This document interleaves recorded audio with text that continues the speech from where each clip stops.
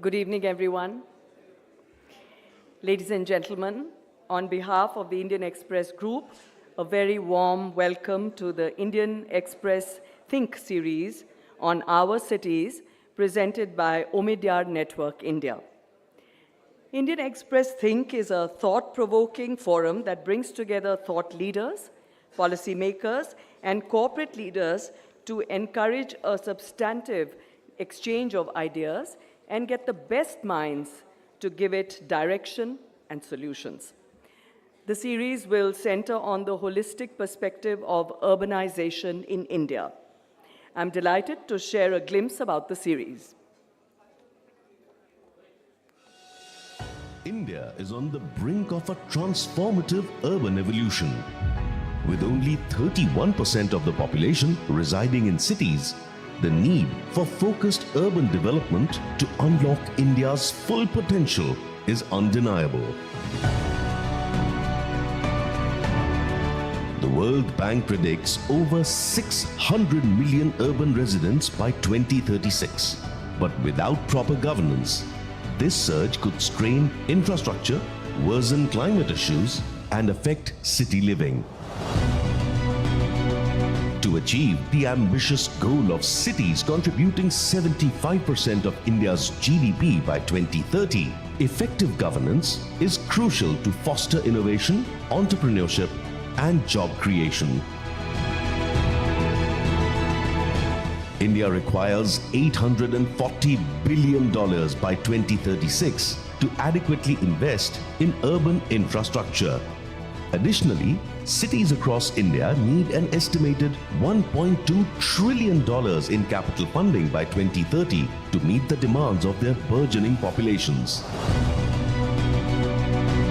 Developing affordable housing and expanding access to basic amenities, healthcare, education, and a clean environment for all residents are crucial to enhancing overall quality of life.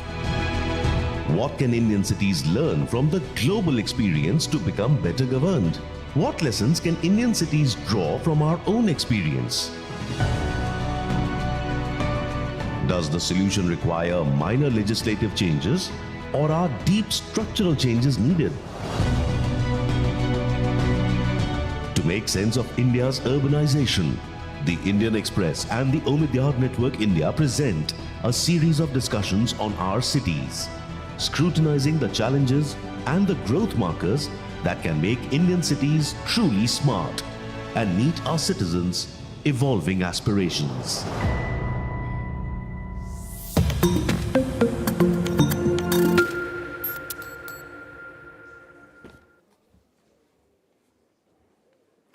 Today's session will host a special keynote address by Mr. Ashok B. Lal, architect, and Principal Ashok B. Lal Architects, followed by an insightful panel discussion on how can my city provide affordable housing. The session is live on all social media handles of the Indian Express. Now, may I please request Mr. Udit Mishra, Associate Editor, The Indian Express, to join us on stage for the welcome address.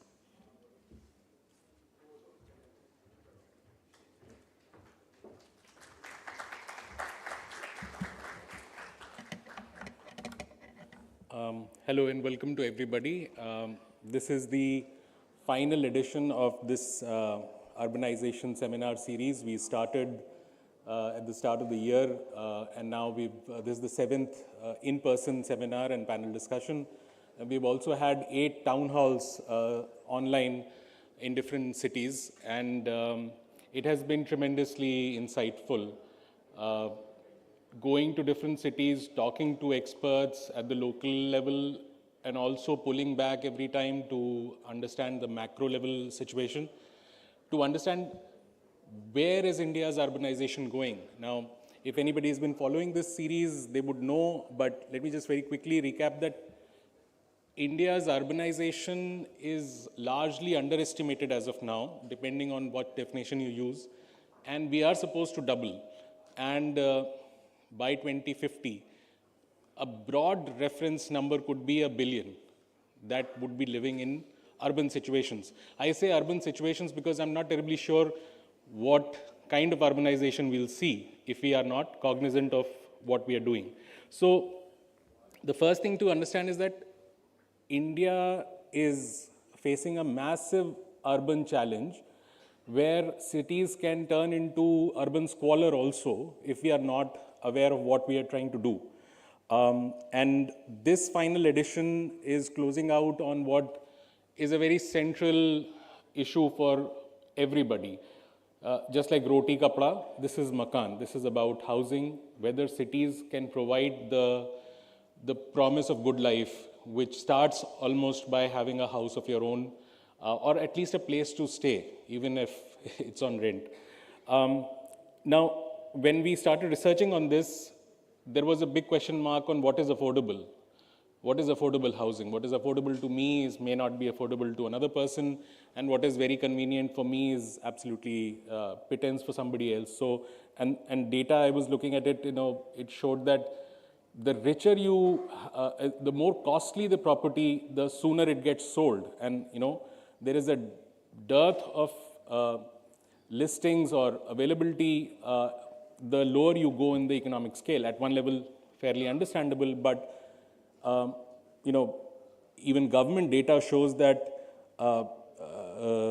the lack of housing that we have, 90 odd or 95% of that is in the economically weaker section. So when we talk about there not being enough housing in India, largely it is about the poorest people in this country. So where are the solutions for that? So today's edition will focus, we'll have a conversation, a keynote speech by Mr. Lal, who's worked actually on affordable housing in particular.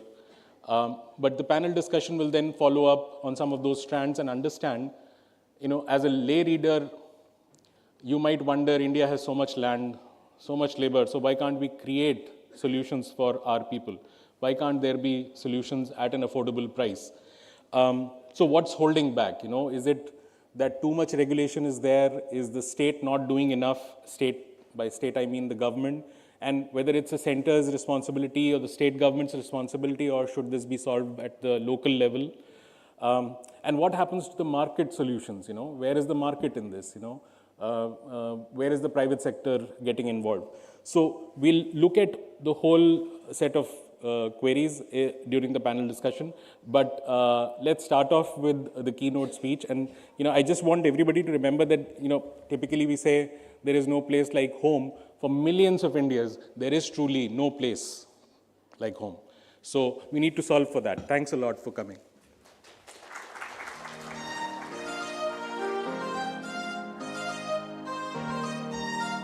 Thank you, Mr. Mishra, for joining us on stage. May I have the privilege of inviting Mr. Ashok B. Lal, architect, and Principal Ashok B. Lal Architects to join us on stage to address the August gathering.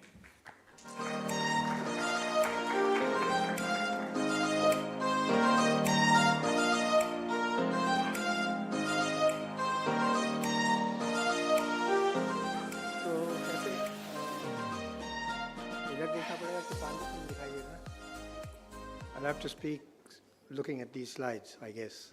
Right. Well, thank you very much. As you all, absolutely everybody realizes, it's an impossible subject to really deal with, right? But we'll see what kind of sense we can make of the issues that confront us. And it's just an attempt to do that along with you. As Udit, you just said that affordable housing is a relative measure. It is defined as formal and legal housing that is affordable to different sections of society in proportion to their income. That's the broad definition of it. But what we see that on the right-hand side, Udit, you just mentioned, the big shot, the big houses, expensive stuff is getting sold fast. Real estate development with rising speculative cost of land. When you buy something which is developed by the real estate agent, 70% of that cost that he charges is attributable to land and not to the construction, right? So that's on the one side. And then you're talking about affordability for all on the other side. And there's a constant tension between these two. And we do see, city after city after city, that as cities grow, affordability for the middle and the lower income groups tends to be at the losing end of this tug of war. Tends to be at the losing end of this tug of war. I mean, people, as they move into the big cities, they feel the stress of finding homes. So what happens is that the middle income residents respond to the pressure by moving to the cheaper suburbs and accepting long commutes. Go to Faridabad, go to Ghaziabad, go to Rohtak, come from Meerut, and so on. You do that. And the lower income residents end up, because even the commute is now a big problem if you're at the lower income end. It costs time and money. Lower income residents end up accepting poor, crowded accommodation in the interstices of the city, or in the urban villages as we call them here, as well as a long commute. That's what tends to happen. And this is how you cope. And everybody lives somewhere or the other, but this is how you cope. Now, I think the video that we just saw a little while ago says this very well. Under the new regime, the captains of our cities and government or business seem to have assumed that the market will have all the solutions. The market must play its role and they will find the solution. You just got to allow the market to play itself out. But we saw what the tension is, and have been led by the belief, now this is a very important consideration, that the meaning of the city is that it is a place of enrichment through real estate development. That's the meaning of the city. And that's how the city makes money. Because land prices go up, your money that you charge for transfer of properties, you get more there, you get more property tax, and so on. The banks are happy if the values go up, they give you more loans, the insurance policies, people are also more happy. So everybody's interested in the rising value of land and property. And you're invested in it, even the city is invested in it. So what's the impact of that? As this runs away from you through the market operation, a lot of people get left out of getting a home. That's what happens. And this inevitably leads to what we call divided cities. By the way, divided cities are a global phenomenon in the emerging economies. You go to Africa, you go to South America, you go to Asia, it's a global phenomenon. Here's your divided city. And this division is the real challenge of affordable housing. That's the real challenge. How do you overcome this division? Repeating, 30% of India's urban population lives in what we call slums. The issue of affordability being resolved outside what we call slums. They are outside the legal provision of land and housing. That's a slum. Whereas the demand for affordable housing is huge, and planning for the growth of the cities has actually, we've got some town planning experts here with a lot of experience. No, they can tell you that they have not been able to find ways to provide legal, affordable, environmentally secure shelter to a large section of our populations in the cities. They know it. So there's something wrong with how we do our city planning, or what the basis of city planning is. There's something wrong there. A quick look at our city, Delhi, all right? What you see is a lot of pink zones, right? There are a lot of pink zones. And you'll also see that, these pink zones are all either recently approved colonies or unauthorized colonies. This is the growth of Delhi outside of the planning system, the pink portion, huge, you can see.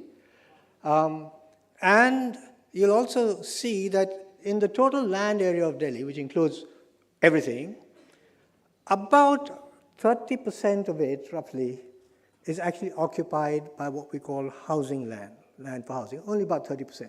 The rest of it goes to parks, open spaces, the ridge, and so on and so forth, and commercial space, and of course, parts of New Delhi, but that's the proportion of land that is available for housing out of the large section, large part of the city. You can also see that at these edges, you see the dotted line, that's the administrative limit of the city of Delhi.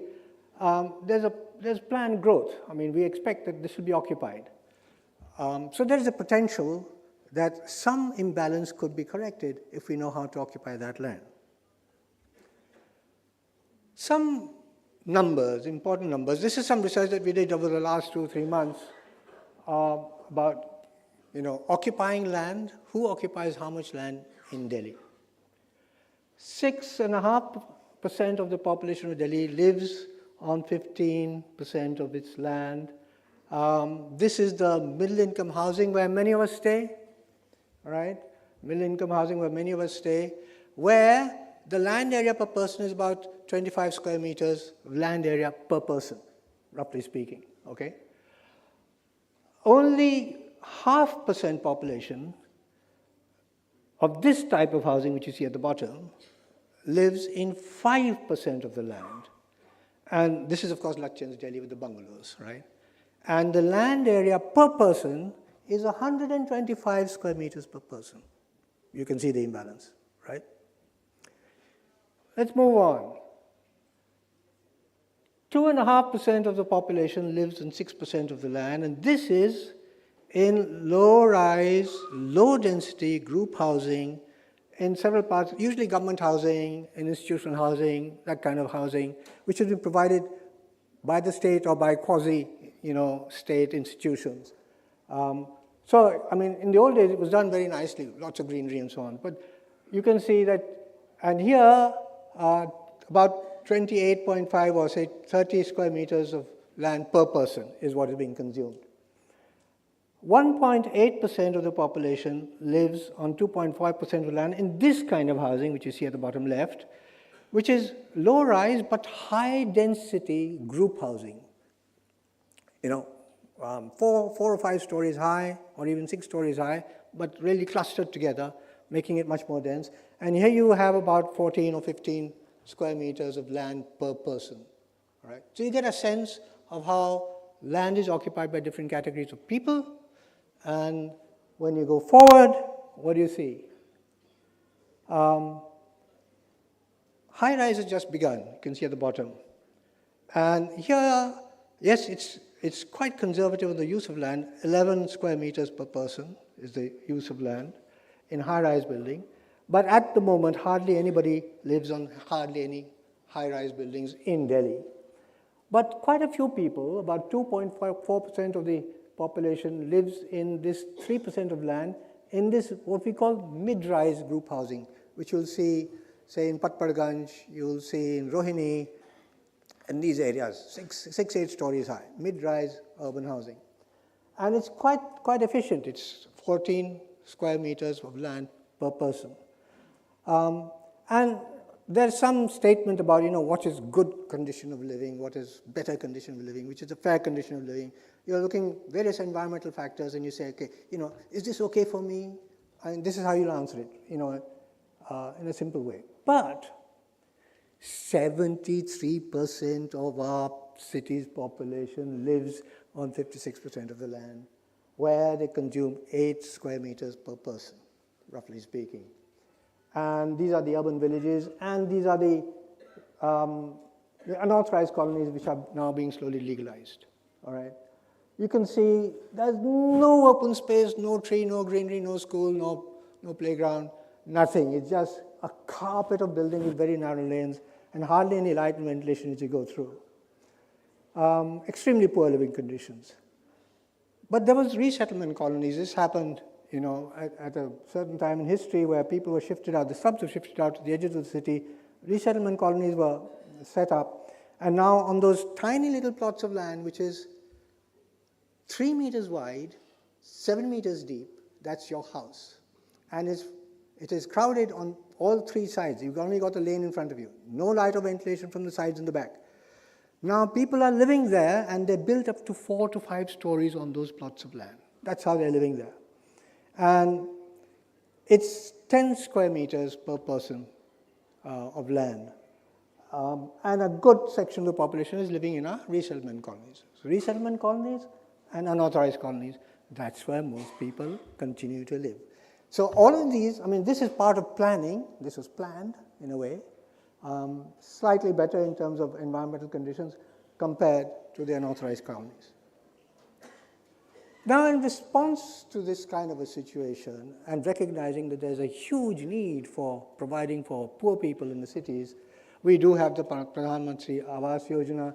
It started with the Rajiv Awas Yojana at one time, then it became PMAY-1, now it is PMAY-2. PMAY-2, which has been launched, and it has got 4 different verticals. Essentially, it is a financing instrument. It provides a little bit of financial help for people to build their own homes. If you want to borrow money, you can get it at a subsidized interest rate. And there are various methods through which you can provide for housing. I won't go into the details of this right now. But as we saw in the case of Delhi, it's not just a matter of finance. It's not as though if I had money, everything will be solved. It's also where and how. What's the location? It's about planning and land planning. Different states have responded to PMAY in very different ways. And here's some data from PMAY. This is 2020, but it's very telling. You'll find that most of the states have these green bars, and these green bars represent beneficiary-led construction. Each person building their own house on land that they already own. So if you have a legal ownership, you get a little bit of money to build a small house. So most people are doing that. But as you go into the more developed parts of the city, on the right-hand side, you'll see the orange lines going up.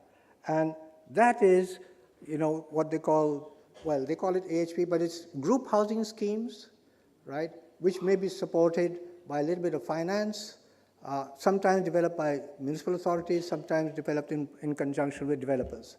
So as you go into more developed cities or bigger cities, you'll find that group housing begins to take over. Because actually in the big cities, who's going to now get a piece of land for themselves? It's not possible anymore. It's not going to happen. So this is what we see happening over here. But it's interesting to see how this response is so different and so contradictory when you go from state to state. This is Odisha. They have something called the Jaga Mission. Under the Jaga Mission, this is a poster of the Jaga Mission, which tells you how many households they've been able to incorporate through the mission. Slum dwellers are given a patta where whatever land they occupied in their slum juggi, it becomes their own legally. And then once it becomes legalized, you can apply for assistance under the Prime Minister's Awas Yojana for beneficiary-led construction. So here's a state that has said that we are going to give the right to land to people who have been living somewhere and now are part of the urban economy, saying that now they have the right to stay here unless there's a pressing demand for some other need. But otherwise they have the right to land. This is the state that has done that. Okay? But it has its own limitations. We can discuss that later. It's not the time to do that. But this is one approach. And people build those small houses that you can see on the right-hand side. And a lot of construction is going on like this. You go to Gujarat, you go to Surat. Surat is a booming town. Huge amount of money is flowing into Surat. Land is getting scarce, as they say. But the Surat Municipal Corporation has decided that they're going to actually build affordable housing for most of the poor people in Surat. And they've decided that they're going to locate these housing schemes in every sector of the city, present as well as future. So you get integrated within the fabric of the city, you're not thrown out to the outskirts. And what's the trick? The trick is they take that land out of the land markets. All right? And they only charge, the buyer still has to pay about 5.5 lakhs rupees to get themselves a house. There's about 3 lakhs worth of subsidy. Overall cost of house is about 9 lakhs. When you build it so tall, it becomes very expensive. But this is what is happening. And we went and surveyed these places and talked to various people. And those who are living in the upper floors, anybody living above the 5th floor feels a little unsecure and so unsure, because if the bijli goes, if the lift doesn't work, what will happen to the little girl? I mean, if she's allowed to go down and we don't know, etc. So from a social and cultural point of view, it's not really the ideal solution, and you can see how crowded it really gets. Now, what's the theory behind inclusion in housing? It's really quite simple. What it says is that one of the purposes of urban development is poverty alleviation. And if you have affordable homes in the city, it'll help you alleviate poverty.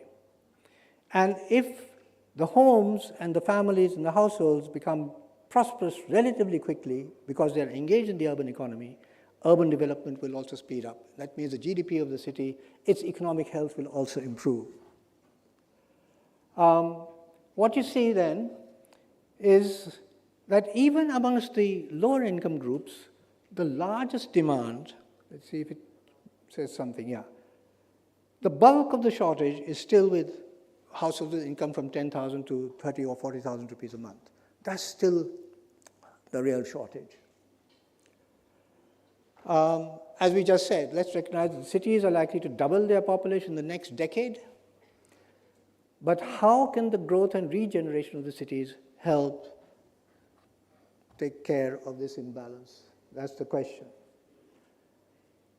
So, Mukta will underline this for me. Affordable housing is that the location should be advantageous for life, for living and working. And the shelter, its price should also be affordable. When you have all three, then it begins to work. So you have to have integration of affordable housing across the fabric of the city. This cannot be done unless you reserve lands.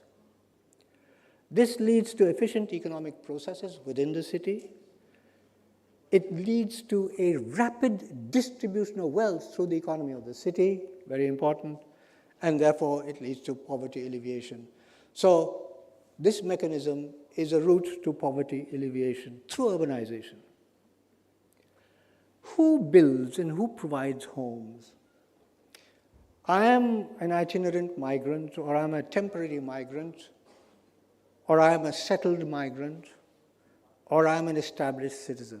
These are my different statuses as I move into the city. And this is the pattern that's going to happen to us as the cities grow. As far as the production of housing by formal means, which is community building or medium-sized institutions building or big developers building, they don't address either the itinerant migrant or the temporary migrant. This is done by informal systems where people build for themselves, and much of this, all these people are essentially tenants. In fact, 50 to 60% of all the resettlement colonies and all unauthorized colonies in Delhi are tenants, okay? As far as settled migrants are concerned, yes, the formal systems begin to play a role as you go along. And of course, they play a bigger role as you look at the established citizen. So because the established citizen has land, he has a regular income, he's bankable, and therefore the formal system can provide for the person. But here's the prediction of what's going to happen. The numbers are a little mixed up.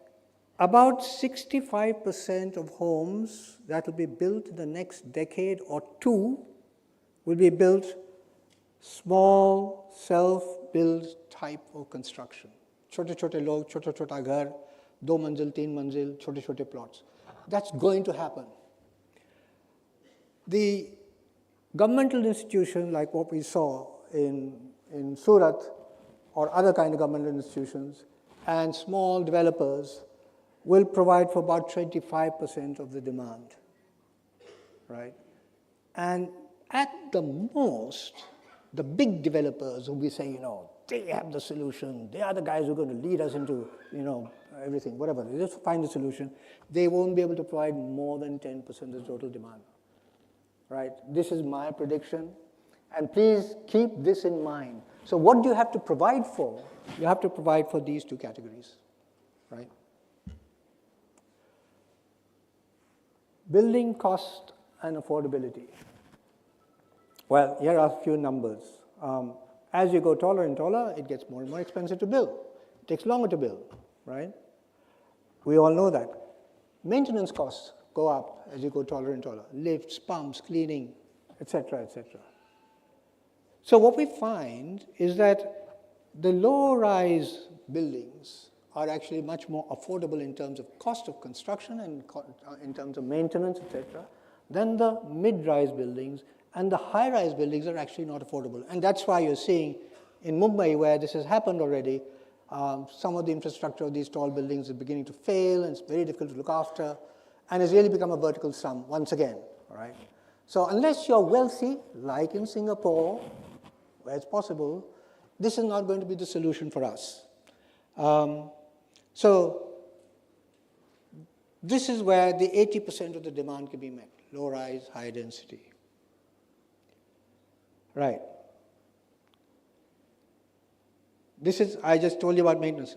The maintenance cost of a high-rise building, 12 stories high, will be 10 times the maintenance cost per square foot of a low-rise building. All right? So why do we want to build high-rise if I'm looking at the person who's going to afford to live there? Because he'll have to pay. The person who's going to live there is going to have to pay for the maintenance of the buildings. Another very interesting thing, as we move into a, let's say, a solar future, solar PV, now we've got a very aggressive program for introducing solar PV on homes, on rooftops. It's amazing. This is what research tells us, that if you're 4 stories high or 5 stories high, and if you devote part of your roof, 60% of your roof to solar PV, you can meet 80% of your annual electricity demand. 4 stories, you can do that. But as you go taller and taller, the ratio between what's available on the roof and what's the demand of all the floors below the roof alters, and if you're very tall, you can't get more than 30% of electricity from the rooftop. And there's another problem, another thing, that if you have tall buildings and short buildings and tall buildings and short buildings, neighbors, the tall buildings will overshadow the lower buildings, and even their potential will be gone. So here's a message. If you're talking about low carbon, sustainable urban futures, where solar power from the roof can meet most of our needs in cities, then there's a lesson here, 4 to 5 stories as a general rule. You clear the tree, you catch the sun.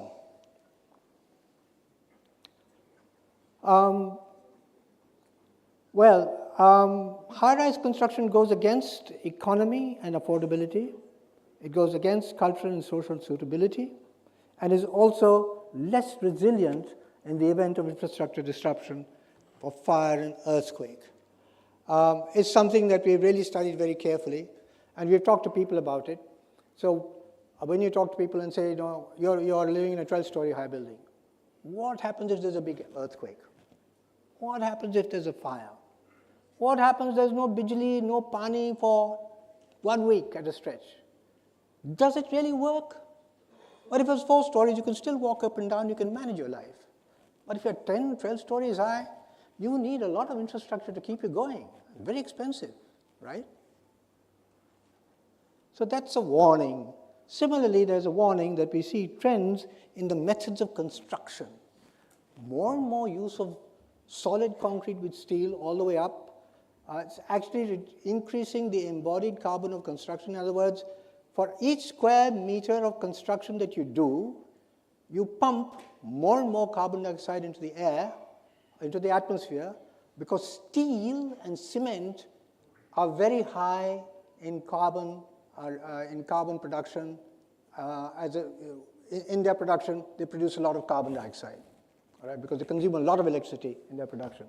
So that tendency, building high, building out of concrete, is really not good for the environment. And in fact, we'll be doing ourselves a disservice if you're looking for 2050 to reduce our carbon footprint by half or something like that, for our GDP. This is going completely the wrong direction. So new trends towards monolithic concrete construction, which has a very poor thermal performance, would not be resilient against temperature rise due to climate change. That's another thing. Then people are not bothered at the moment. The bylaws and regulations don't bother about whether your windows are shaded, whether your walls are insulated, and the roof is insulated. They're just not bothered. They are only concerned with numbers and getting your money back. Not about comfort, not about the lasting value of the home. Well, we compared the low-rise building, medium-rise building, and the high-rise building over many factors, all right? Whether it is the solar roof potential, whether it is the cost of construction, whether it is embodied energy efficiency, whether it is construction time, etc. And we found that the preferred typology should be low-rise, which is affordable for all, low carbon, and much more resilient. And it gives you pretty good densities too. Don't forget that half the people living in these homes will be children, all right? And now when your home is just 1.5 rooms, right, children are going to stay inside. They need a lot of space around the house. And so you do need a lot of open space, whether in the terraces, on the streets, in the courts, around the homes, as this picture is beginning to show. So that is really looking after the social and environmental needs of our populations. If you go high-rise, high-density, that's what you get.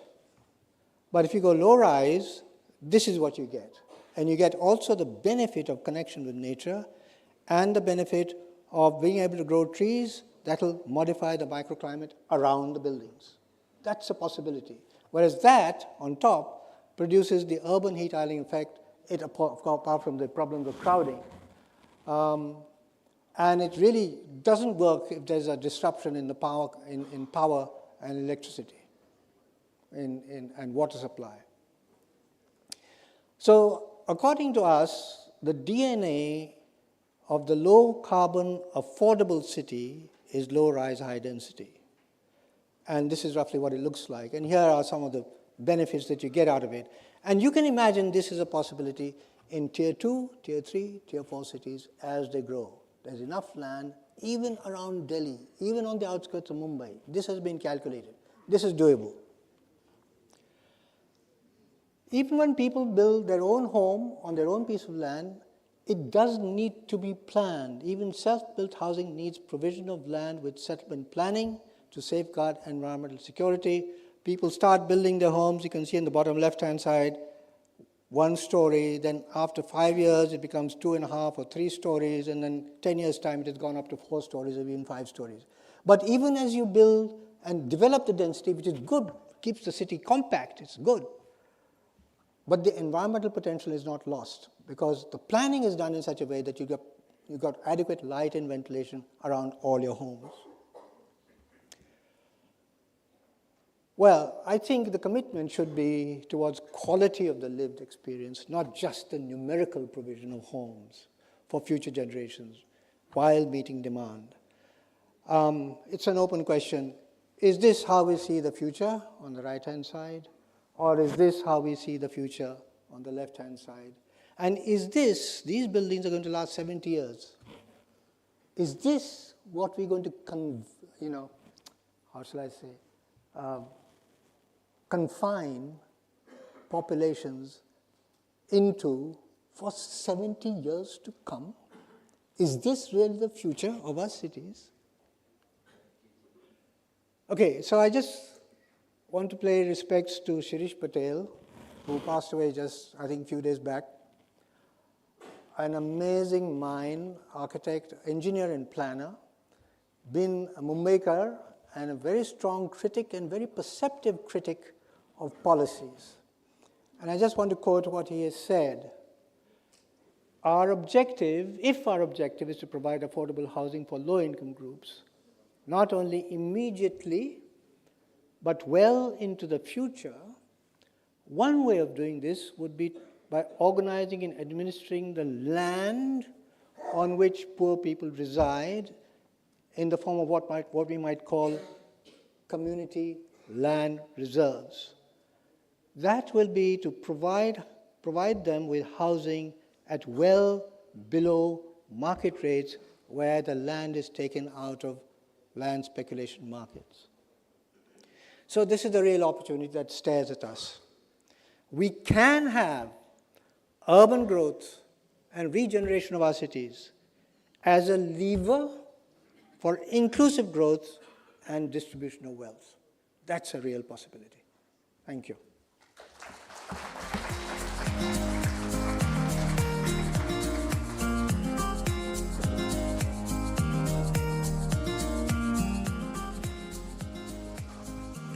Thank you, sir, for such an insightful address.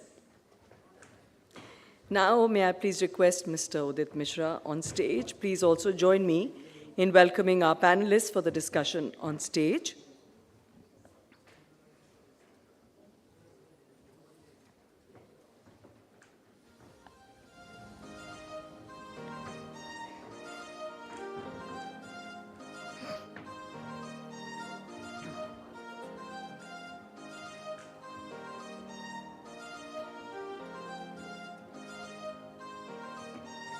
Along with Mr. Udit Mishra, we have Debar Pita Roy, Visiting Fellow Urbanization, Center for Social and Economic Progress. Mukta Naik, Lead Policy, Center for Sustainable Urban Livelihoods, National Institute of Urban Affairs. Parul Agarwal, Country Program Manager, United Nations Human Settlements Program. Sonal Sharma, Coordinator, Land Rights and Care, Seva Bharat. And Shilpa Kumar, Partner, Omidyar Network India. And the session will be moderated by Udit Mishra. Today's session will focus on how can my city provide affordable housing.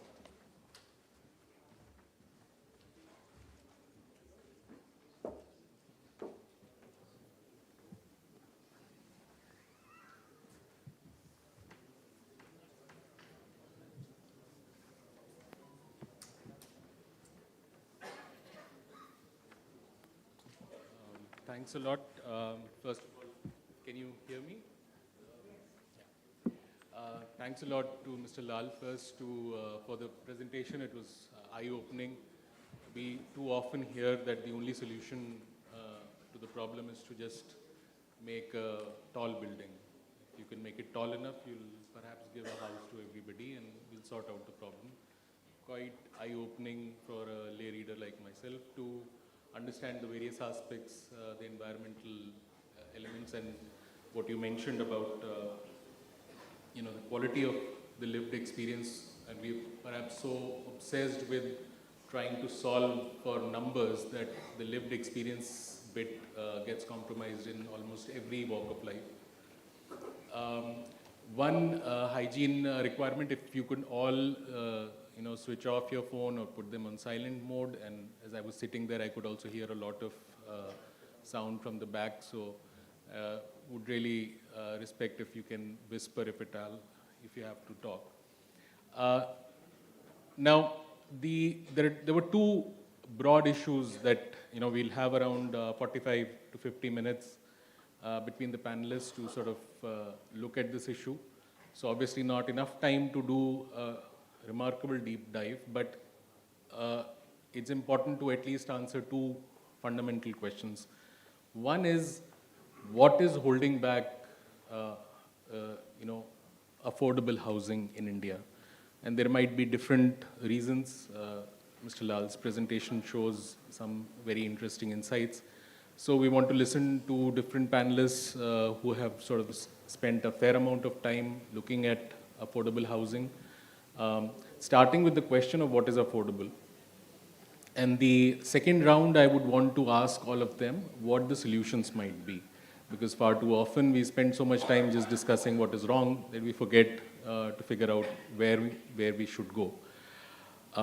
So let me start off this whole discussion because Shilpa has been there right through the whole series looking at the urbanization issue. So maybe, Shilpa, if you could kick us off in this debate on, setting some context. Yeah, so one question which has interested us a lot as impact investors was really aspiring India, the 60% of Indian population, uh, people who work as drivers, carpenters, electricians, who are driving the growth of this country and typically earn around 25,000 per month. We kind of call this demographic the next $500 million, which will drive our growth. And one question that really interested us is that as India develops, what happens to the life of this aspiring Indian? It's clear the big trend in front of us is really urbanization. And as we go forward, even today we are majorly urban and we are rapidly becoming almost 2/3 urban in this country, whether it's cities or towns.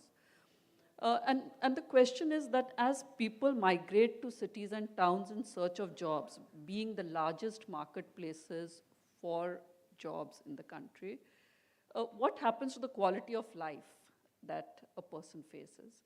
And this series really was designed thinking about that, the quality of life from very many different perspectives. And I think this last session on housing is so central to the quality of life.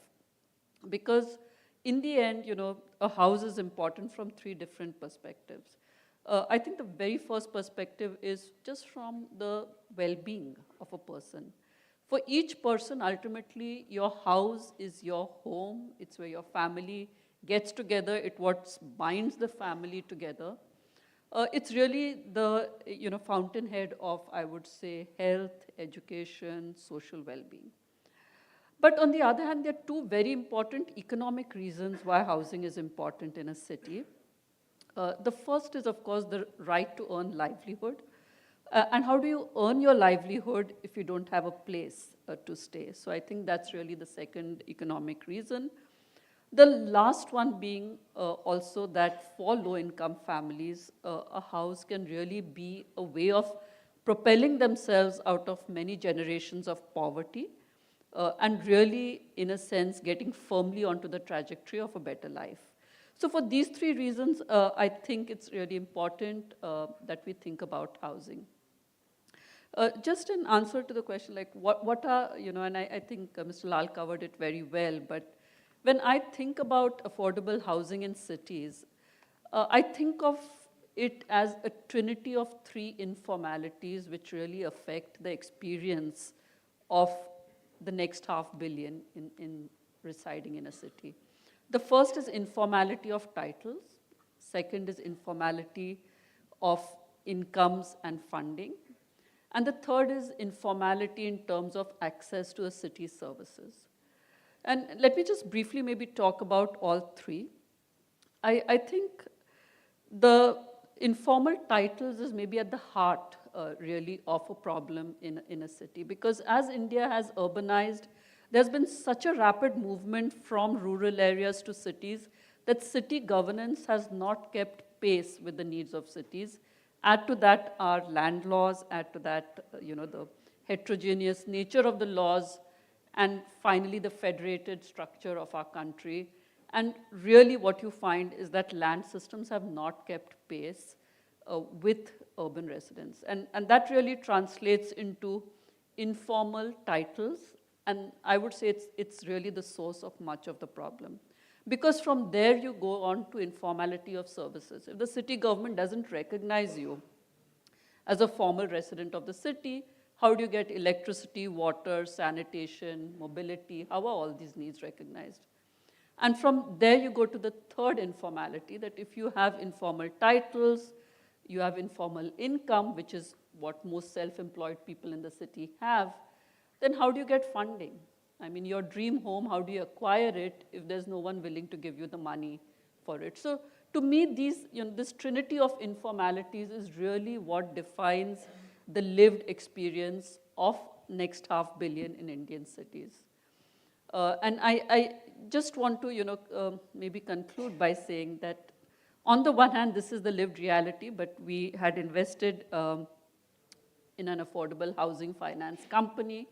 And for me, the vision of actually going to one of the before and after houses, a person who had not taken a home upgradation loan, and then going to visit a person who had actually taken an upgradation loan, the difference was stark. I mean, in one home, there was no toilet, there was smoke in the kitchen. In another home, the woman of the house was actually not just able to live and work in a clean kitchen, the family had access to clean toilet, but more importantly, the woman of the house could also engage in a second income by doing something at home. So I think the before and after of what happens when there is access to a good quality home was very stark, and I'm really curious to hear about this from all the others on the panel. Thanks, Shilpa. The informality bit, we'll revisit it with Sonal, but I wanted to come to Dibarpita first. Starting from the issue of affordable housing, what is affordable housing? If you could reflect a bit on what is sort of holding us back in terms of providing it, and what it is and what is holding us back. And again, another request, please, there's a lot of murmur that side. Please, if you could, quiet. Okay, I will start with our understanding of affordable housing. There was recently a report was released by one of the leading industry associations, co-authored with a leading real estate consultancy firm of our country, which defined affordable housing as housing which was priced up to rupees 50 lakhs. This report is there in the public domain. Now, going by banking benchmarks and home loan affordability benchmarks, it goes such that your housing affordability is defined as between 4 to 5 times of your annual income. So a 50 lakh home can be afforded by a household which is earning between rupees 10 lakhs to 12.5 lakhs, roughly about 1 lakh per month. This, by definition of the Ministry of Housing and Urban Affairs, under the Pradhan Mantri Awas Yojana Urban Phase 2 definitions in the guidelines, is not a part of Pradhan Mantri Awas Yojana, even the middle income group. The middle income group is capped at annual income of rupees 9 lakhs or below. Right? Now, the entire affordable housing policy is visualized in some parts as, EWS housing. By EWS housing, I mean housing for, as Shilpa said, the emerging billion, right? 25,000 rupees a month or below. That's the income. The annual income translates to 3 lakh or below. And that's the economically weaker section as per Government of India definitions. And more or less the entire housing policy at the national level from 2015 under PMAYU has been focused largely on this segment. So it's not that this understanding is not there in the policy discourse. In parts. There are other parts in terms of guidelines of RBI. What is affordable housing? What qualifies for loans under, priority sector lending? What qualifies as affordable housing under income taxation laws, under GST regulations, for taxation purposes? There, the definitions go all haywire, right? Now, coming to this EWS household, what is their affordability? Again, going by the same benchmarks of 4 to 5 times your annual income, but a big caveat, you have to have access to institutional, which is formal finance, from a bank or from a housing finance company, or from an affordable housing finance company, or maybe an urban cooperative bank, any form of formal financing, right? Then your affordability for housing is between rupees 12 lakhs to 15 lakhs, 4 to 5 times your income, that too of a household, EWS household, which is at the maximum income level of rupees 3 lakh rupees per month. But if you take away their access to institutional finance, this 10 lakh affordability, 12 lakh affordability drops straight away between 3 to 4 lakhs. And I'm not saying these numbers from my mind. The National Sample Statistical Organization survey on housing rounds on the All India Debt and Investment Survey rounds. There are two separate surveys with two very separate objectives, right? One looks at housing conditions, one looks at the debt and investment situation of households. They say that households which do not have access to housing loans, their affordability, they end up purchasing or spending on housing purchase or construction of the house between rupees 3 lakhs to 4 lakhs. So you have the affordable housing definition at rupees 50 lakhs.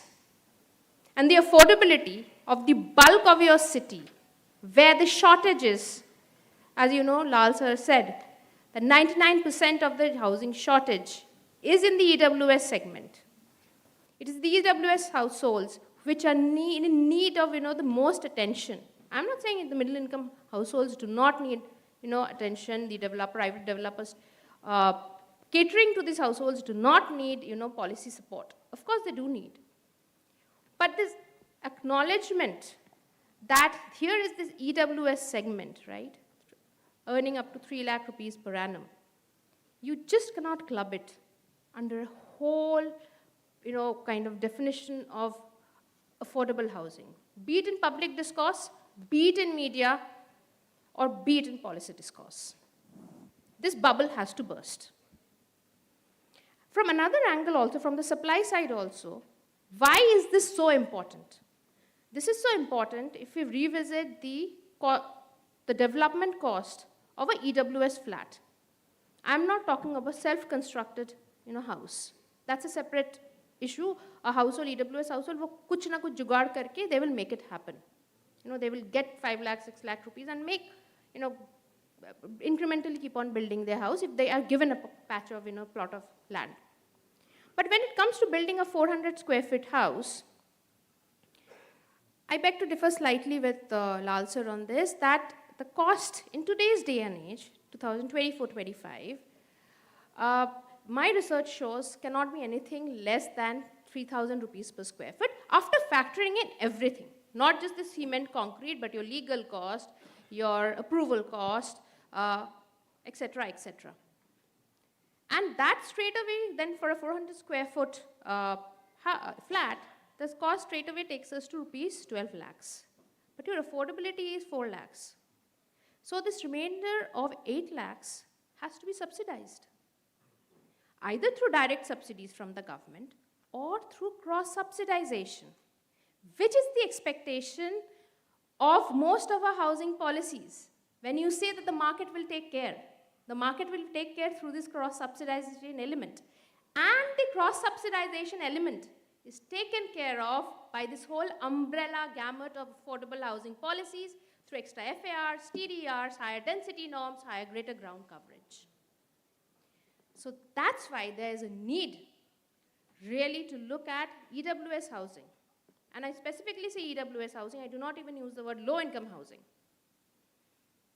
from affordable housing, across all milieu, across all discussions.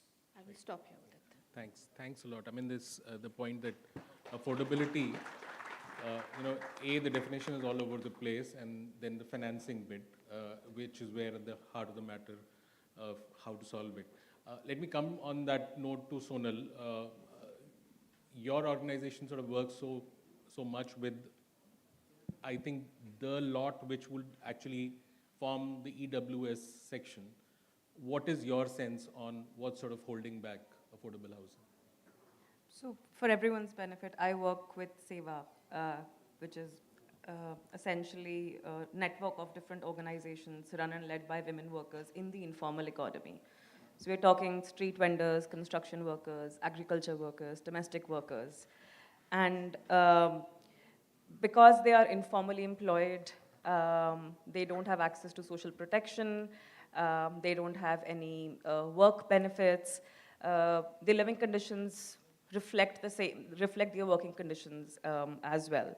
So the next 5 or 7 minutes, I'd like to comment on the state of urban housing from the perspective or lens of livelihoods, and more specifically an informal women worker. Or what does urban housing look like for women in work? We know that in India, women are mostly employed in the informal sector.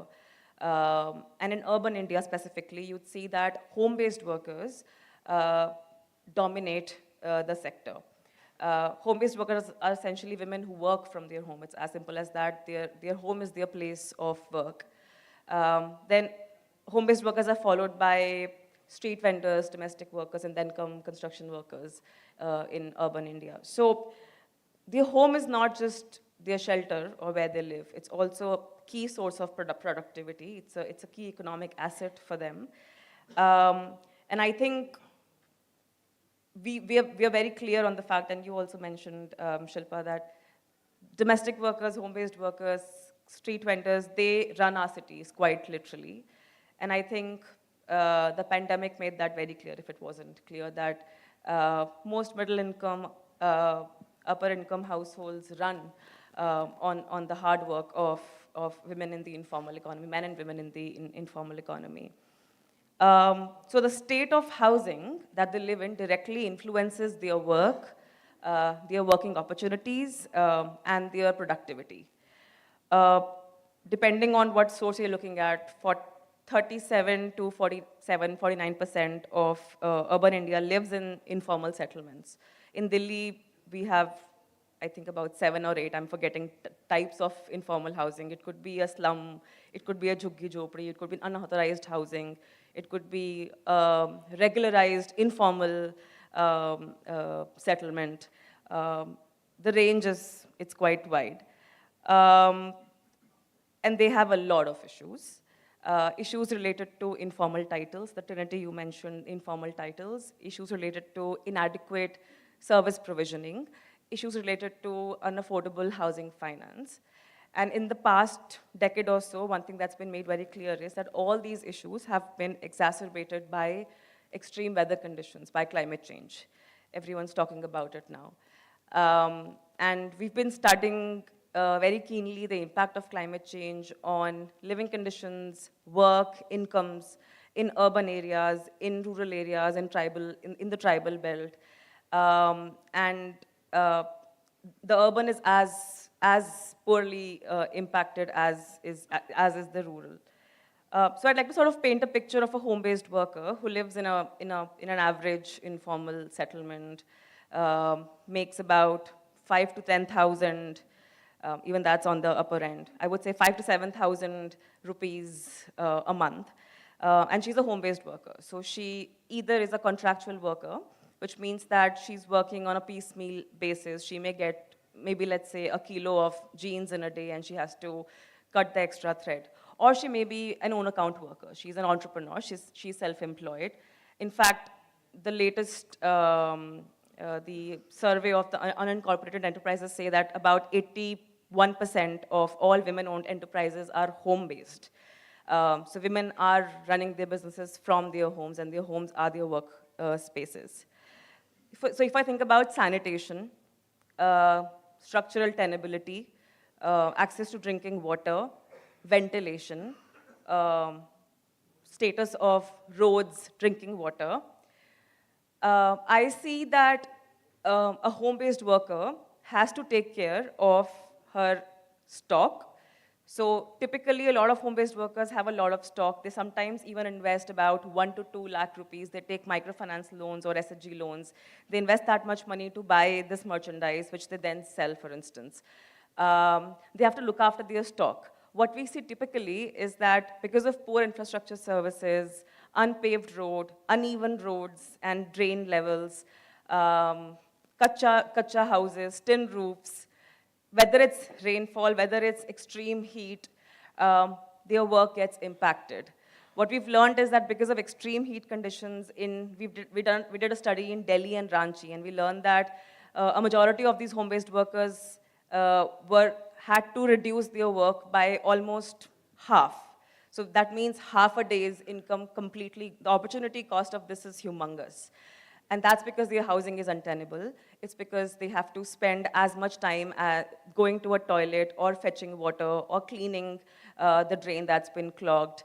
And the loss of productive hours, the loss of income, makes a huge dent on their overall well-being. I'd like to specifically talk about poor ventilation as an example. These are all tightly, densely, I mean, we saw density is a big issue, densely packed houses. So SEWA also promotes microfinance organizations and housing finance companies. And we've seen there's been an uptake of loans for buying coolers or air conditioners, for instance. Now, in a typical informal settlement, you wouldn't see as many ACs, but people have been investing because of course, the temperatures are extreme. And then because the houses are poorly ventilated and they're so tightly packed, the air conditioning units are actually increasing the temperatures inside the homes of those who cannot afford air conditioning. And it's sort of become this vicious cycle, right? You take a loan, you buy an air conditioning unit, your neighbor gets affected, she isn't able to work as much, she perhaps takes another loan. It's getting much worse. Then there's also housing and incremental housing that you will see, low-income housing that you will see. People will find locations that are stranded. So, for instance, a lot of housing in Delhi is around the 3 landfills we have, and most of the women working there are waste aggregators, and they live very close to those landfills. They take their children to the landfill, they work there, they segregate the waste very close to their homes. And again, there's no proper drainage, so you can imagine if it rains, the exposure to vector-borne diseases, the exposure to any kind of infectious, it's humongous. Essentially, the point that I'm trying to make is that the growth of a city is a function of how well are people able to work and how well their houses allow or facilitate that kind of production. I think I'll stop there. Thanks, Sonal. I want to come to Parul from UN Habitat, and if you could share, your reflections on, when you look around affordable housing in India, what do you see? What's sort of holding back? Thanks for that, Udit. And in the interest of adding more dimensions to what we've already heard from the panelists, let's do a quick situation assessment on housing sector. We think of it as a two-pronged approach where we see we have a challenge with our current housing stock. So we have seen those in numbers that a large percentage of our people, communities still live in informal housing. It's, to the tune of almost a third or more than a third in the absence of census which was done in more than a decade ago. That's the best we have. But we understand the challenge, that there are more than a third of our urban residents who are living in inadequate housing. When we look forward to India's urbanization story, and we have also seen from the numbers that we are looking at 400 million new urban residents coming to cities, which would mean we need to provide new housing. So this is the two tracks. How do we look at the challenge of housing stock or housing that we have at present? And then what is that housing story that would be a continuous dialogue that we will need to have beyond this 5-year mission mode approach, looking well beyond 20, 30, 40 years and so on. And with that in mind, and I would request my panelists here and the audience also to indulge me here, that often we think of housing sector as an investment story, that it is an asset for higher income groups, for lower income groups that they invest in, that they put in their savings, which will lead to some economic and financial dividends. But what if for a second we think of housing as a human right? We have accepted roti as a human right. So talking about food security is no longer a laissez-faire approach. It is very much right provision from that lens. Same thing with the dignity of clothing. What about housing? So while it's, we can come to some sort of agreement that for some share of population, income groups, it would remain an asset, but perhaps there is some merit in understanding that for a large share, not just now, but perhaps in the future also, housing as a human right and shifting this approach might lead to a different type of solutions. We might be able to understand the challenges differently, So, we might be able to think that it's not correct, technical standard or a regulation where we say it's okay for a low income family to live in a, minimum 250 square foot housing unit, which is less than the minimum area for 2 parking spots. Perhaps, so those would be the different types of discussions that we can encourage. When we look at the, the discussions around housing deprivations, we've seen from the presentation that 40% of Delhi is still living in those pockets of the city that have inadequacy of housing. Some don't have toilets, some don't have, 24/7 water, durability of housing. So when we look at housing from a different lens, perhaps the policy, financing, regulatory approaches might also vary, and not thinking of this as something that can be solved, but that just would continue to be a challenge. And we see when we also look at from with this approach, we see that as cities are growing unequal in access to various social economic conditions, this inequality is most pronounced in the housing sector. There was a study that was done by IMF just 2 years back, which looked at the housing inadequacy index specifically for India, and found that for the top 40% of the households in India, the inadequacy level is there, but it is at 0.2, 0 being least and 1 being the highest. But for the largest share, more than the bottom 50%, that is between 0.4 and 0.6. And hence, so looking at a different lens to the housing as a right might lead to, different types of solutions.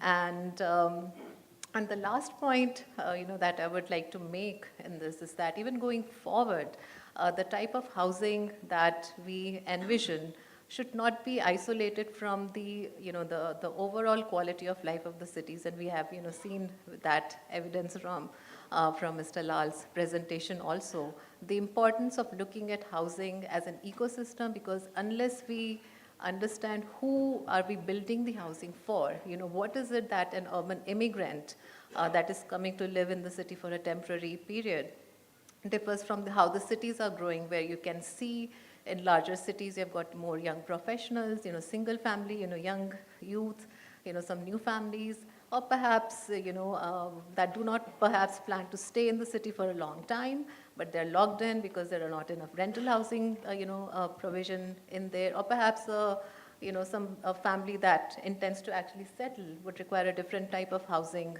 typology. So I think that's another challenge that sort of like all relates to the housing affordability for across the different, segments of communities. Yeah. Thanks, Parul. I mean, this point about if we saw housing as a right, then there has to be a corresponding entity with the duty to sort of fulfill that. And maybe Mukta, you can take that forward, apart from your own reflections on what's holding us back in terms of providing the affordable housing. I'm just looking at the time, we started a little late, so we are a little behind schedule. So yeah, if you could, as briefly as you can. All right. I'll actually pick up exactly from where Parul left off, and it's also the area of my work, and focus on the migrant segment. And, responding to even Shilpa's initial provocation of the next $500 million, if we just sort of dissect, we know that this huge urbanization figure that we're talking about, so much growth in cities, a large part of it is going to be fueled by people moving into cities. A third of our population are migrants as per the last census, and the migration figures have not moved in terms of proportions very wildly across censuses. So this is also something we're expecting in the next census. Of that one-third, about 20% are rural-urban migrants, and another 20% are urban-urban migrants. So who are these people? People like us who are moving from one city to another looking for work. So we may belong to Lucknow and we are here in Delhi working. But also people like the plumbers and the electricians, all very aspirational segment, this whole aspirational segment of what actually is the middle class, but is often clubbed into the EWS because the market has priced them out of what they should have But in terms of aspirations, they're middle class. In terms of incomes, their household incomes are often 25, 30,000, right? And then there's a segment which is construction workers, which is much lower than that. And there's another figure of about 150 million that ILO had estimated, which is not captured by the census, but which are people who are moving between rural and urban areas for work. Right? So they're spending some parts of the year doing agricultural work and other parts of the year doing non-farm work in a city or in a peri-urban area, and often in a smaller town where an industry is located. We also know that more than half of India's manufacturing is now on rural land, which means that it's land outside the city, which is still rural, or it's clusters of villages that are now turning into manufacturing hubs because it's too expensive to manufacture in the city. So basically, I'm painting the picture of a lot of people moving around. They grew up somewhere, they're born somewhere, they have their family network somewhere, but they're going and working somewhere entirely different. And that segment of supply, which is the rental supply, is entirely provided by the market and has only very recently come into the policy discourse during COVID, when the government woke up, when all of us woke up to the migrant issue, and an affordable rental housing complexes scheme was conceived of, and now that scheme is formally a part of the second iteration of the PMAY. And having said that, even the response there, I mean, let me come back to the market and who's providing this. And that's adding on to a fourth informality, which Shilpa has already spelled out the first three, which is these informal rentals are already coming up in land which may not have tenure security of various kinds. So it may be an urban village where you're not going to be evicted, but you're also living in a place where building regulations are not very well followed, and therefore the quality of living is a bit iffy. You have informal incomes, we already know, so you're not bankable. And you have an informal rental contract, which means Udit is giving me his house to live in on rent, and it's just an agreement between Udit and Mukta, and one fine morning Udit can say, I don't want you here in my house anymore, and there's nothing you can do about it, right? So we know all this, and in this situation, what is the provision that the government can do? I mean, is it really possible to build large supply of rental? Is it there in higher income segments? Not really. We don't have large even for classes of people like students or first-time job seekers who can pay rent, do we have large-scale formal solutions? We don't. So there's something happening there in terms of how the market is not able to provide at scale, even for those who can afford it. And so the complexity of the problem for the lower end is that much higher. So that's sort of another problem setting in terms of affordability that we need to look into, considering that a large proportion of people living in the city may not really be aspiring to own a home in that location. And this is in line with global trends, especially with younger people who are, many of them are working in a gig economy setup or in a setup where work is not stable and certainly not tied to a particular place. And so the desire for really owning property kicks in a bit later in the life cycle rather than what was conventionally thought about. So I think the whole ecosystem of thinking about demand, supply, and the role of the market and what the government should do and where the subsidies should kick in is a little bit different when we think about rentals, and that's also something that we need to put on the discussion table. I'll stop there. Thanks a lot. So we've gone through the more treacherous bit of what is wrong. Now for the easy part, which is the solutions. So, we have around 20 minutes max to sort of go around. So, roughly 4 minutes each. Shilpa, could we start off with you?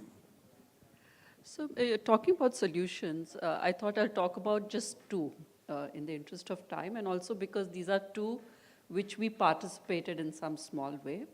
One is an illustration of the government's role, and the second is really that of the private sector, because you need both to work to really unleash this at scale.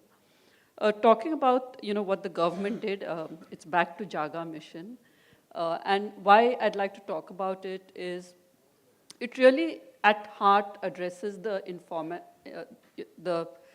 trinity of informality. if you see what happened in the Jaga mission, it was really the government decided that, look, for people to live a good life, they need to have security of their homes.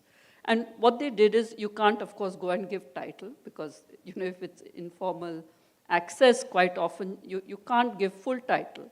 But what they did is gave them certificates which were really like land entitlement certificates, which said that you've been residing on this land for a long period of time.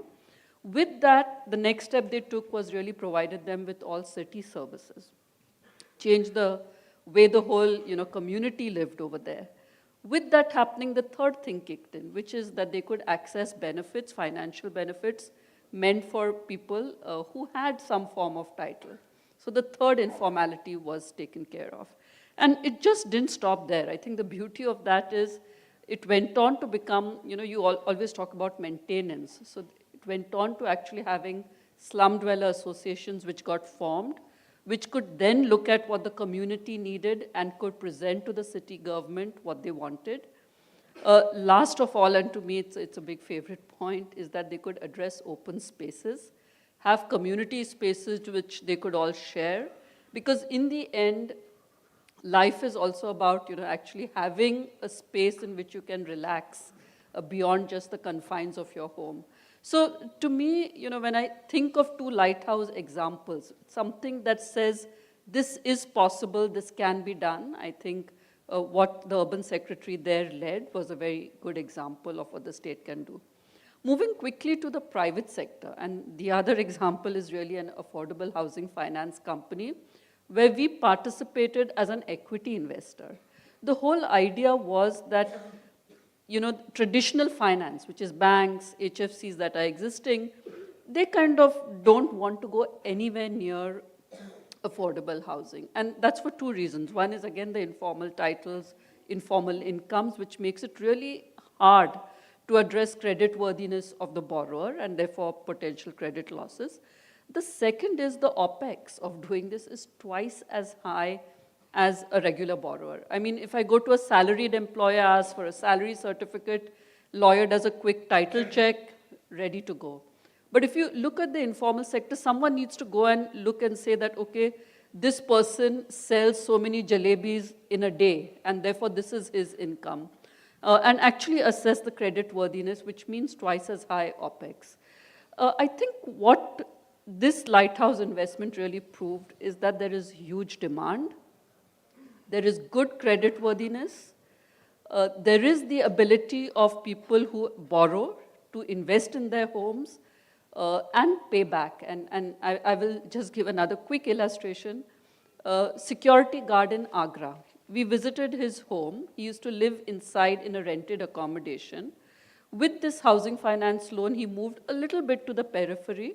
He built himself a 1+1 structure. The woman of the house, again, clean kitchen, clean toilets, but on top of it, they had another extra room, which they rented out. With that, they were able to manage EMIs. So the point I'm making is there is this huge demand, which can be creditworthy, which can be financed. We just need to find a way to it, and I think this lighthouse investment showed that. Thanks, Shilpa. Sonal, sorry, we want to come to the bar. Yeah, first. Four quick points. First, Pradhan Mantri Awas Yojana Urban, the beneficiary-led construction sub-scheme, vertical, which basically you have a small plot of land. If you have a small plot of land with clear titles, then you get subsidies close to about 3 lakhs, including the union government subsidy and the state government subsidy, and you put in another 3 to 4 or maybe 5 lakhs, whatever you want, and you construct a house. About 70 lakhs houses have been sanctioned under this, which is a humongous number. The census numbers are a bit dated, of course, 2011. But extrapolating on those, I find that about a quarter of the households living in the small cities, by small cities I mean cities with a population of 1 lakh or less, have accessed BLC. And BLC, even the sanctions out of the 72 lakhs, I think about close to maybe 4.5 or 5 lakhs is in the small cities, right? So in the small cities, if it's easier to, of course, enable access to land for these low-income households, right? As we heard about Jaga Mission, which has largely taken place in these Odisha small cities. If the state governments do take care of that, right, that enabling access to secure small plots of land for these households, not only will the housing problem be taken care of, but as these cities grow, since these plots of land will be formal, they will be also part of planned settlements. These will be service lands. You will obviously plan the physical infrastructure, social infrastructure. You have done the environmental impact assessment of having housing built on those lands. So not only through BLC can you provide housing, and it is being provided, it is being taken care of, even the urbanization in these cities will be way more planned than what we see in these big cities. So BLC should be used as a tool not only for housing but also for planned urbanization in the small cities where it is possible to do so. But in the big cities, access to land is not easy. You cannot just give away these small plots of land, even if they have some de facto ownership in slums. That's where the problem lies. And in big cities, there are two ways that we can look at it. One, we haven't really, revisited the sites and services schemes of the 1970s, 80s, which took place in Chennai and in other cities, that in the peripheries, you again, do some plotted developments for these kind of small, EWS households, provide them service land, and see, where it takes up. And most of the settlements, it takes a long time. Because urbanization has to be organic. It cannot be, imposed by any level of government.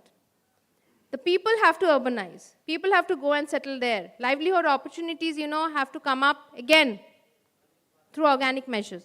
That's how, cities grow. But around these sites and services schemes, settlements of Chennai, these are now very thriving, neighborhoods.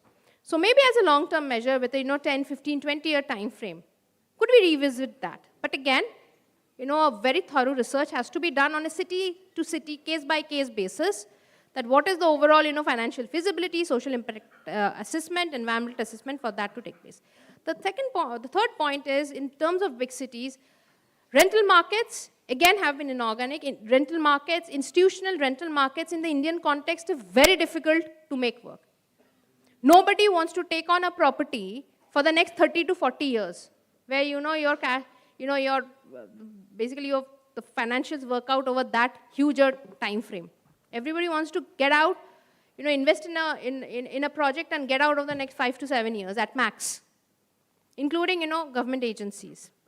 Wherever rental housing schemes from even institutionally have taken place in Kolkata, they have actually become public housing schemes where it is impossible to evict a tenant as such, and families have been sitting there for the last 50 years. So you actually kind of defeat the basic purpose of rental housing, because you are unable to address the housing needs of the most needy in the city. In that situation, it is the individual landlords, right, who provide and who are the backbone of the rental housing fabric of our cities. How can they be incentivized? That is what we have to think through. A lot of work again has to be done on that. The last is, the government is conceiving of these industrial nodes, or industrial cities, right? 12 have already, there have been announcements been made. What I hear in the discourse is that housing for industrial workers, very good, very well. But to sustain those industrial workers there in that location, there will be an entire ecosystem of social, of people who are working in schools, people who are working in hospitals, people who will be, setting up their small retail shops. Where will they be housed? Again, please do the plotting. Do not leave the plotting of the lands to house those, informal workers. Of those workers, many of those rather, people who, many of whom may be in the informal in the informal sector, to the informal economy, to the, the local, the local real estate agent. Do it in a planned phase. I'll stop there. Thanks a lot. Thanks a lot. Sonal, 3-4 minutes max. So simplify urban governance for the urban poor who have limited knowledge, limited resources. So what we've been doing is creating awareness around what is your entitlement, who is your service provider. I'm sure if you go and ask someone from a basti, पानी कहाँ से आता है versus बिजली कहाँ से आती है, they will struggle with an answer. So I think creating this awareness on what are you entitled to and where do you get it from, and also how do you navigate it. So when do you go to a nominated representative versus when do you go to a councillor? And creating that very, very much needed interface between communities and your ULBs and your local governments. That's very important. And I think not just community-based organizations or NGOs play a role here. I think ULBs also play a role there. I think local leaders also play a role there. Secondly, delinking. I mean, I wouldn't know as much about this. I would rest. I'm sure the planners and the policymakers would know this more. But as we've done with electricity in Delhi, delinking service delivery or access to basic infrastructure services from your tenure. So sanitation, universalize the coverage of sanitation. Every house must have access to an individual toilet, to a household toilet, and to proper drainage systems. One more thing, and I'd like to sort of piggyback on what you had said, is make housing finance more affordable. If you look at the credit scores of women in India, they fare much higher than men. Women's creditworthiness is often overlooked. They're actually amazing borrowers. They make sure that they pay, so in Seva, well, because we're formed of these women, we ensure that all the loans, and it's also Seva Grihin, which you were speaking about, is that at least the loan is in the name of the women, if not joint ownership. And that ensures not just the fact that she has an economic asset in her name, it also ensures that the loan is repaid on time. Incrementally, she's able to not just build a house, but also build space to create more income out of, better health outcomes, better well-being of the entire family. And finally, just one little last solution I'd like to talk about, and this is again from the Seva ecosystem, but there are also other players who are doing this, is look at climate-resilient housing. Look for community-based, simple, low-cost solutions. So there's something called white cool roofs. It's essentially just solar reflective paint. Very cheap, reduces the indoor temperatures by 2 to 4 degrees, quite effective. So look at these community-based solutions of raising alerts, tracking temperatures, coming up with these roofing solutions, creating more livelihoods, to be honest, in the process. I'll stop there. Thanks. I mean, the awareness bit is remarkable. It's as simple as it is something so influential. Parul. I know you're short in time, so I thought I'll just share 2 examples. One, taking a very intrasectoral approach to housing, and a case study from outside India. So Morocco has also, the last 4 or 5 years, embarked on this program, Slum-Free Cities. And specifically, while there are a number of instruments, I feel a few might be very relevant for India. So the country, and when I say India, we were having this discussion early on also at the subnational level, because we know that urban housing is a state subject in the context of India, and hence the state governments have a lot more gravity in the types of regulations, financing they can put on the table. So essentially what they did was look at both the demand and the supply side levers. On the demand side, again, because the whole program was geared towards, lower income groups, they said, well, we will give subsidies, financial subsidies to these groups, but let's also have them put in something into, some funding into the kitty. Very marginal amount, $500 USD. And they looked at also mapping the microfinance ecosystem to see, well, it would sort of like hit that sort of ceiling where it would be easy for a lower income group to look for that type of funding to then approach the government for a larger share of subsidies that they were putting into the, on the table. They also did the study on what a typical, cost of affordable housing would be. We have enough examples for the case of India. In this case, it was 25,000 USD on the demand side. On the supply side, again, with the motivation that cities And any communities will be vibrant only if they are socially inclusive, socially cohesive. So we do not want to create these pockets of poverty in the middle of the city or in the outskirts of the city. How do we now, engage the private sector to create this mix? And they said, well, from the private sector part, from the perspective, if you are able to hit this, cost of housing at 25,000 or, up to plus 5,000, the government will subsidize. The government will put in, certain X percentage of housing as your subsidy so that, from the developer's point of view, they are not losing out on too much profits. And I think that's very important because, perhaps you can share, but, from my, understanding is that while when we look at investments in commercial or industrial sectors where the profit margin is about 12 to 18%, in the housing, the expectation is 30%. And I think that's a bit of correction, which, this was attempted in the case of Morocco, that let's see if the private sector can provide housing within, within meaningful profit margins. So that's, that's one example, and there are just so many from across the world which could, be brought in to India as well. The second is from this intersectoral perspective, and you have covered this, and it's very important to look at the climate lens, on the gender lens, on the inclusion lens, and this is where we can look at tools that are beyond just the housing sector to look at how to now stimulate more housing. And the one example that I think is most important for India is when we look at, we leave the top 7 cities, on the side, but largely our cities are still low density. And, in that context, this model that we saw of 3 to 4 story buildings is very, very workable because from our, assessment of few cities across India, there is a lot of opportunity for infill. If only the planning regulation that control the FAR on how high the buildings can go, how much densities can be packed in, can be made a little more loose.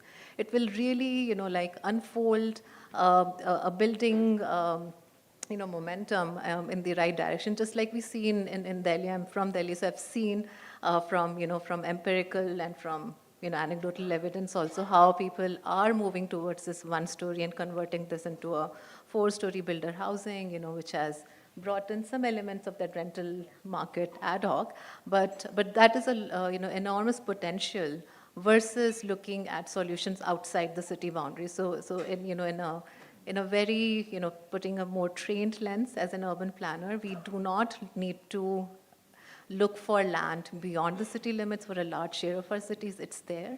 We need to look at how the planning regulations can be made more better, can be made more systematic, and can be made more effective to really allow for this type of development to happen more in a more sustainable manner. Yeah.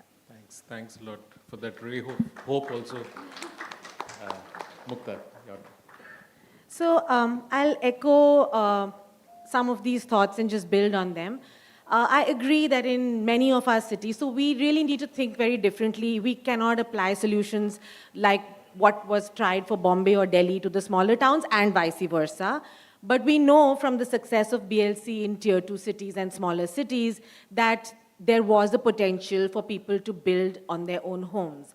So to respond to Udit's provocation about scale, renting specifically, and actually any housing for the urban poor is very sensitive to location. This is not a segment that can rent and then spend 1/3 of their income traveling somewhere to work. So it is possible, if we look at the city level, to actually map hubs where housing and livelihood have to work together. So you can map hotspots where you should create affordable housing and where you should create both ownership and rental affordable housing. And there, neighborhoods which have relative tenure security actually have a lot of potential. And this needs to be done at the hyper-local scale. And I'm saying this because most of us who employ people in the informal sector know that we have police verifications done. We know that many of them go to the local health facility, the government health facilities. So some sort of imprint of their location is already there in our systems, but it's not aggregated. And if we help to create that aggregation, because the difference between imagining an employer, say I'm an industrialist and I'm interested in retaining my labor, I would pair up with a venture, an investor, and try and put up, 400 unit rental in somewhere on my land. But that's aggregated demand. It's pre-aggregated because they're all working in a factory or in a cluster of factories. The problem in a city is that it's not aggregated. So someone has to do the job of aggregating that demand. And then someone has to do the job of incentivizing the provider of that housing, which is your existing landlord and homeowner, who's anyways creating that extra floor for renting. But the city now there has the opportunity to say, you register this, and in return, you will get some incentive, and that incentive could be in the form of taking away these prerequisites for infrastructure improvements for certain parts of your city. So we will provide sanitation or sewage services for a large part of the city in exchange for actually very targeted densification programs which produce more working class housing. So this is all possible to do, but it needs a lot of capacity building at the local level and thinking of the dynamics within a city rather than a very national level kind of a policy which can be there in terms of guidelines or models, but needs to really evolve on the ground. And on that, I think a lot of models already exist, but they are being done informally and not being captured. So I think, just as a researcher, I'll put in that plug, that at the state government level, if you have a bunch of cities where you know that a lot of your workers live on rent and you want to retain that workforce, during COVID, there was panic that workers would leave and not come back. And if you go back to that moment and say, we want to retain these workers, you can actually evolve these hyper-local, neighborhood-level strategies with a combination of financial incentives, financial loaning, lending products, planning norms, and so on and so forth. It's possible to do this, and countries like Peru, Chile, South Africa have tried all these instruments in various combinations. So we have domestic and global examples that we can build off of. Thanks. So, I would like to say that, in one of the editions, I think it was the Chennai edition, I had to apologize because we had a manel. It was inadvertent, we didn't plan it that way, it turned out that way, but now back-to-back, all women's panels, and very grateful to all of you, very insightful. And I can see copious notes here, which you all can't see, but that means a lot of effort, a lot of research has gone into making these points. The recording will still be available on YouTube, so if you want to revisit and watch it, I sincerely hope you do, because it's difficult to absorb everything in the same session. Very grateful to all of you for sparing your time and insights for the panel discussion, and thanks to all of you also. I'll hand it back over. Thank you.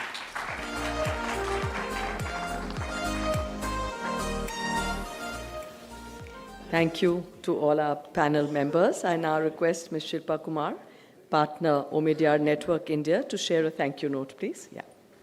Would you like to do it from there? Yeah, thank you.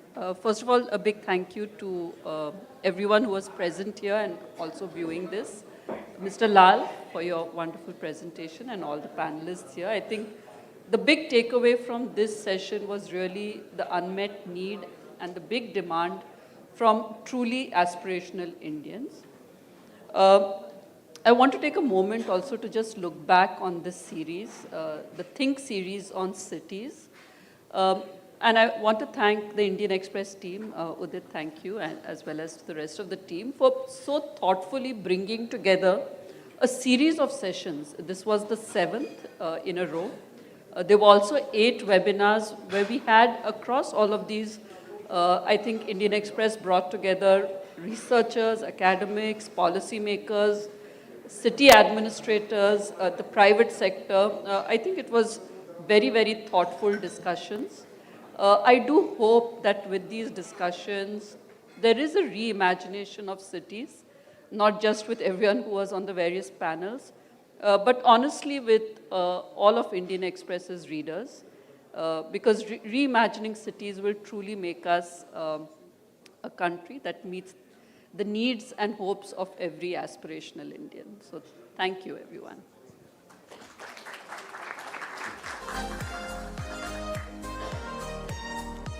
Thank you, Ms. Kumar. And thank you to all the panelists. We extend our heartfelt gratitude to all the esteemed guests present here. Your presence has greatly contributed to the success of the evening. We now invite you to join us for a high tea session. Thank you very much. Good night.